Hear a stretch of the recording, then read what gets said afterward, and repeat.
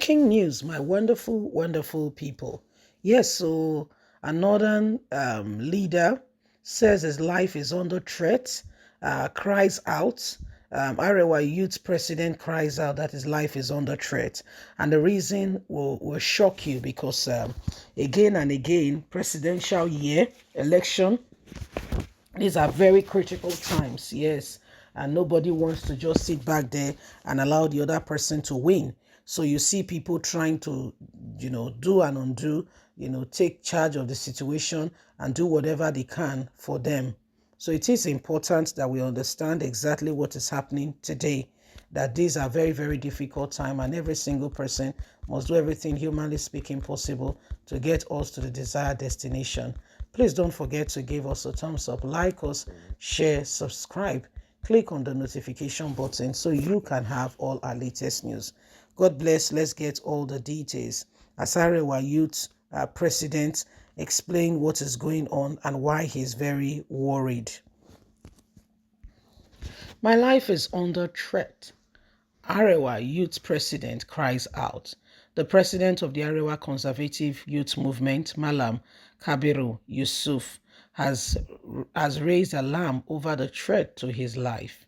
Yusuf, who raised the alarm in Kaduna in a statement issued on Wednesday, said that persons suspected to be officers of the Department of State Security Services have been sighted around his house twice.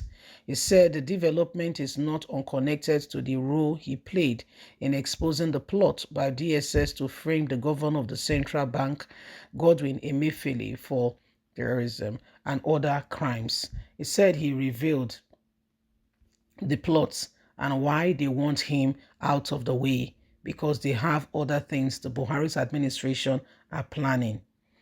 He said he was not sure, though, of the identity of those visitors, but because of the state of insecurity and the country, one could not be sure of who these people are. He said if the DSS says that we committed any crime, they should boldly invite us and we will oblige and see to it that our members and the leadership of the coalition of the National Interest Defense would be at his office.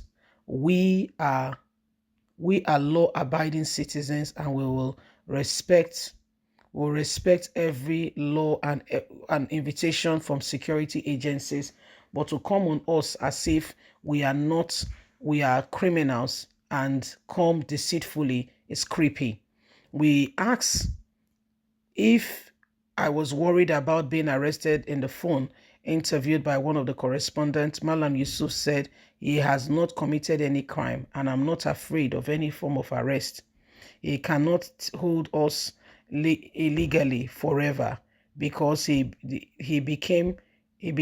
cannot charge us to court. So I am not afraid. There is nothing between me and them, and I do not understand why they are after the CBN governor. We know the plot of what is on ground, and for speaking out, they have come on us and are threatening to do all these things. It is shameful to think of the issues that are currently being raised by these people. It is shameful. The CBN governor is just part of their strategy to put him in a terrible position. So this is what is happening, my people. This is what is going on. We just need to be careful. Okay, we just need to be careful, and we just need to ensure that we do not allow the same thing over and over again. Every single one of us must ensure that we are doing all that is needed, right, and necessary for us to move forward as a nation and as a people. You see, everything that is going on right now, these are clear indications and clear mark to show to us that Nigerians, if we continue in this way, we will not be able to truly, get the best out of this country. Yes, the people who are coming out to tell us that they want to do this and that, have you vetted them? Have you really seen who they are? Most of them are just liars. They're just looking out for things, that are particularly for them, and they do not share the value of Nigerians. What they are doing is for themselves. You see, he said he has not committed any crime, and what you can see now is that the CBN and everything that is going on that there is a plot, and Nigerians should not take it, should not take it lightly. There are people who want to ensure that they are the ones in charge, and they're making this country uncomfortable for every single one of us. Okay, so it is what we need to do. Everybody needs to get on board. Everybody. So nobody should sit back there and just pretend that all is going well. Nigerians, if we take what we're supposed to take, if we take lightly or we're supposed to take seriously, oh dear, we'll have ourselves to blame. Okay, you don't throw caution to the wind when you need to make sure that you do what is necessary, what is needed to change and to avert everything that could possibly move you in the right direction. The minute you start neglecting those points and those positions, the minute you start pretending that they do not exist, what you have done is that you have used your own hands to cast away things that should really, give you an advantage. And so the days have become expedient that every one of us must pay great attention. Politicians will be politicians. At the end of the day, they are looking out for things that will, that will give them an opportunity for a merit, that will give them an opportunity, for them to be in charge, not because they are particularly concerned, for the change to come for the country. Most of them are working for themselves. Most of them are looking at how they could, make sure that they are the ones in charge.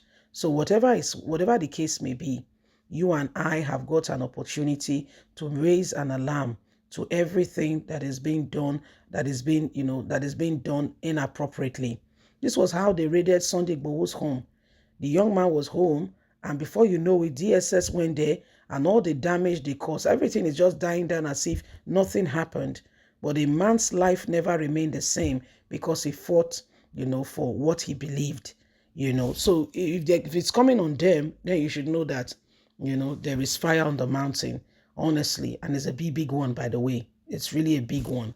It's really a big one. So you cannot neglect the opportunity that we have today to ensure that things are done decently and in order.